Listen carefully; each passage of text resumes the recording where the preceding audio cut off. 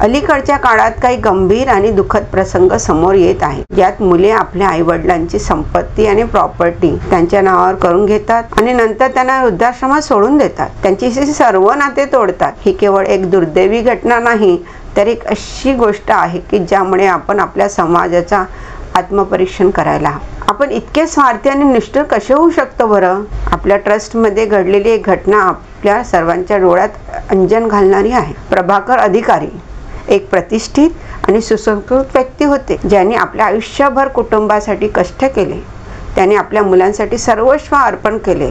त्यांचा पुत्र बिपिन, ज्याने त्यांच्या संपत्तीवर डोळा ठेवून खोटे इच्छापत्र तयार केले आणि त्यांच्या मुंबईतले घर विकले। केवळ पैशासाठी त्याने आपल्या वडिलांशी संबंध तोडले आणि त्यांना एकाकीपणाच्या अंधारात ढकलून दिले। प्रभाकर अधिकारी यांच्या मुलाने फसवणूक केली आहे, परंतु त्याने केवळ आपल्या वडिलांनाच नाही तर आमच्या ट्रस्टलाही सुद्धा फसवले आहे। त्यांनी सुरुवातीला आपल्या वडिलांची हॉस्पिटलमधली फी भरली, परंतु नंतर त्यांची पेन्शनचा पैसा स्वतःसाठीच वापरला आणि ट्रस्टकडे देय असलेल्या रकमेची फसवणूक केली आहे।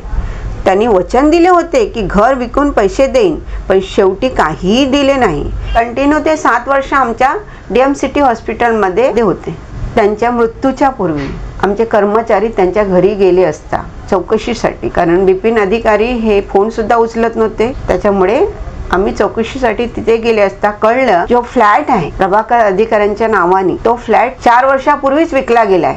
या फसवणुकीचा परिणाम असा झालाय की प्रभाकर अधिकारी यांच्या निधनानंतर त्यांच्यावरील 6,50,000 रुपयाचे बिल बाकी होते। समाजात जेव्हा असे प्रकार घडतात तेव्हा इतर होतकरू व्यक्तींना समाजसेवा करण्याची भीती वाटू लागते। या घटनांमुळे समाजातील मानवीय मूल्य ढासळत चालले आहे। म्हणून आपल्या प्रत्येकाने हे लक्षात ठेवा की आपले कर्तव्य केवळ आपल्या पालकाची संपत्ती हडपणे नाही, तर त्यांची काळजी घेणे हे सुद्धा आहे। मित्रांनो, प्रभाकर अधिकारी हे बाबा जेव्हा आमच्या आश्रमात आले तेव्हा त्यांची अत्यंत गंभीर परिस्थिती, हलाखीची परिस्थिती, त्यांच्या पायाला जखमा होत्या, पाय सुजलेला होता आणि त्याच्यातून अक्षरशः पू आणि रक्त वाहत होते। डॉक्टर मित्र ट्रस्टनी आणि त्यांच्या सहकार्यांनी, डॉक्टरांनी आणि स्टारांनी अतिशय मनापासून त्यांची सेवा करून तो पाय पूर्ण बरा केला।